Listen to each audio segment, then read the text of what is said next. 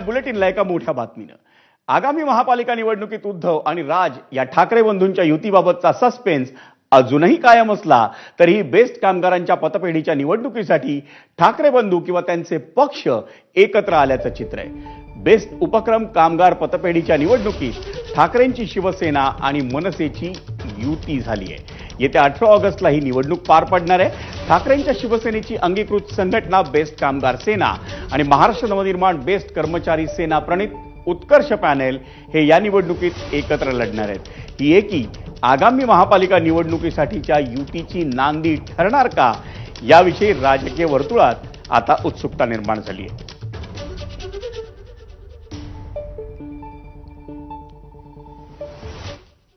पाहूया ठाकरेंच्या शिवसेनेच्या बेस्ट कामगार सेनेचे अध्यक्ष सुहास सामंत आणि मनसेचे मुंबई शहर अध्यक्ष संदीप देशपांडे या दोघांनी नेमकी काय प्रतिक्रिया दिली आहे। आनंदाची गोष्ट ही अशी आहे, उद्धवजी ठाकरेंची संघटना आणि राज ठाकरेंची नवनिर्माण सेना या दोन्ही यांची आज एकत्र निवडणूक लढण्याचं ठरलं। आज आम्ही दोन्ही संघटना एकत्र आलेलो आहेत।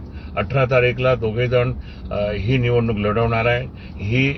हा शुभारंभ आणि ही नांदी असेल दोन्ही संघटना एकत्र येऊन लढण्याची, आणि ही नांदी उद्या मुंबईच्या महानगरपालिका निवडणुकीमध्ये सुद्धा याचा प्रत्यय आल्याशिवाय राहणार नाही। कदाचित हा शुभारंभ असेल त्या विजयाचा, असं मला वाटतं। बीएसटीच्या जी पतपेढी आहे त्या पतपेढीच्या निवडणुका या काही दिवसात होणार आहे। 19 अर्ज त्या निवडणुकीसाठी महाराष्ट्र नवनिर्माण सेना प्रणित जी बीएसटी युनियन आहे त्यांनी भरलेले आहेत।